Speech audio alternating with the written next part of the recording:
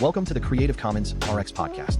Before diving into this episode, I want to ensure we're all on the same page. This is for general informational purposes only and does not constitute the practice of medicine, nursing, or other professional healthcare services, including the giving of medical advice.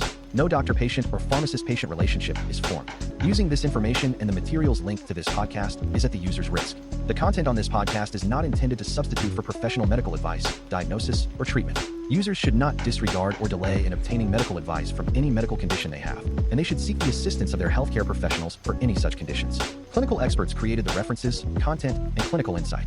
NotebookLM, a Google AI tool, created the audio content, which I extensively reviewed before release. Finally, the host states that he takes all conflicts of interest seriously. Currently, there are no conflicts to disclose. For all of his disclosures and the companies he invests in or advises, he directs users to reach out independently, where he keeps an up-to-date and active list of all disclosures. All right, let's jump right in. We are standing at the dawn of a new era in medicine, and believe me, it is changing everything we thought we knew about pharmaceuticals. We're not just talking about new pills, we're talking about a complete rewrite of how we treat diseases, and that has huge ripple effects across our entire health system. And that is not an exaggeration. The people on the front lines are calling this a seismic shift. The old, predictable world of simple, mass-produced pills, that's quickly becoming a thing of the past, replaced by something way more complex and, frankly, way more powerful.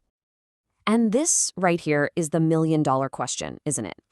We are creating these incredible therapies that can potentially cure diseases we used to think of as a life sentence. But the science is moving at lightning speed, and it's putting this immense pressure on the financial and logistical foundations of our healthcare systems. Okay, so let's unpack why this shift is just so dramatic. For decades, our entire system, from manufacturing all the way to the pharmacy counter, was built around one simple model, the small molecule drug. Well, that playbook, it's now officially obsolete. The difference in scale here is just mind-boggling. Think of it like this. A small molecule drug, like an aspirin, is kind of like a bicycle. It's simple, it's chemically made, and it's really easy to make an exact copy. A biologic, on the other hand, that's a jumbo jet. It's 1,000 times bigger, unbelievably complex, and it's actually grown inside living cells. You just can't photocopy a jumbo jet. To really get a handle on this new world, it helps to picture these drugs as steps on a ladder, where each step up is a massive leap in complexity. So let's meet the key players on this new landscape. So at the very bottom of our ladder, we've got the familiar stuff, small molecule drugs. These are the pills and tablets we all know. They're made with predictable chemistry, which means when the patent runs out, other companies can swoop in and make identical, cheaper, generic copies. Simple enough, right? Now, take a huge step up the ladder, and you get to biologics. These are a whole different ballgame. They're manufactured inside living cells, and for these drugs, the process is the product. A tiny change in temperature or nutrients can change the final molecule. Because of this, you literally cannot create a 100% identical copy. And this is where biosimilars come into play. Now, a lot of people make the mistake of calling these generic biologics, but that's not quite right. Since you can't make an identical copy, the FDA had to invent a whole new standard. A biosimilar has to be proven to be highly similar to the original, with absolutely no meaningful differences in how it works or how safe it is. It's an incredibly high bar to clear. And then, at the very top of the ladder, wow, this is the cutting edge, cell and gene therapies, or CGTs. We're talking quite literally about living drugs. Doctors take a patient's own cells, re-engineer them in a lab to hunt down a disease like cancer, and then put them back in the patient's body. They offer the mind-blowing potential for a one-and-done cure. This chart really pulls it all together and brings that ladder of complexity to life. You can just see the progression, right? From a stable little chemical pill to a highly unstable living therapy made from a patient's own cells. Every step up that ladder creates new headaches for regulators, for hospitals, and for budgets. So you can imagine, with drugs this fundamentally different, regulators like the FDA couldn't just use the same old rulebook.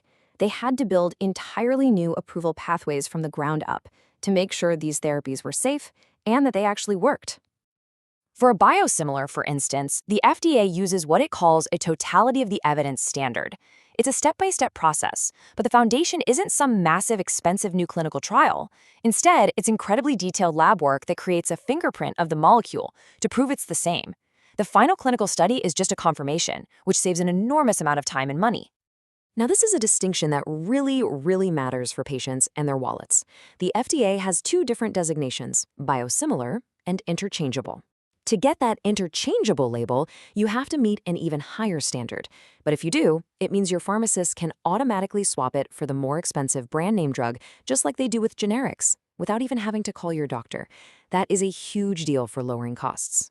So all this new complexity means the role of one key person in the health system is changing, big time. The pharmacist is no longer just the person behind the counter counting pills. They are becoming the strategic quarterback for this entire complex operation. Just look at this. To get one of these advanced therapies to a single patient, the pharmacist has to lead this huge team effort across the entire hospital.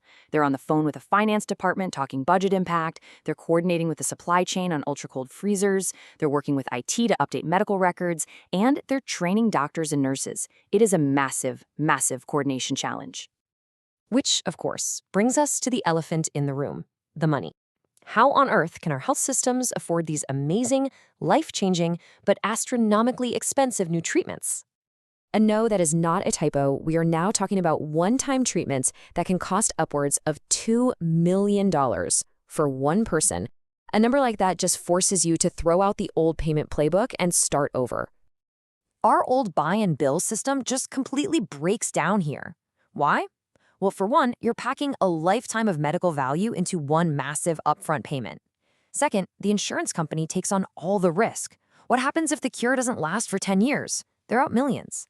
And third, especially in the US, one insurer could pay for the cure, and then the patient switches plans next year, and a different company gets all the long-term savings. It just doesn't work. So this is forcing everyone to get really creative with new ways to pay. Think about things like annuity payments, basically a mortgage for a medicine, spreading the cost over years. Or, and this is really fascinating, outcomes-based models, where the drug manufacturer literally has to give the insurer a refund if the treatment stops working. It's all about sharing the risk and paying for what actually works. So it's pretty clear we're at this incredible crossroads. We have the science to perform what look like miracles, but these breakthroughs are pushing our health systems to their absolute breaking point. To make all of this work, we have to start measuring success differently. It's not about a single decision anymore. It's about constant monitoring. Health systems now need to track brand new metrics. Things like, how quickly are we switching to cheaper biosimilars? And for these gene therapies, are patients still healthy 1 year, 2 years, 5 years down the line? It's all about accountability. And that brings us back to where we started. The science is here. We are on the cusp of having functional cures for some of the most devastating diseases known to humankind. The ultimate question this new era poses for all of us is this: now that we have the science for the cures, can we build the financial and operational systems to actually get them to the people who need them most?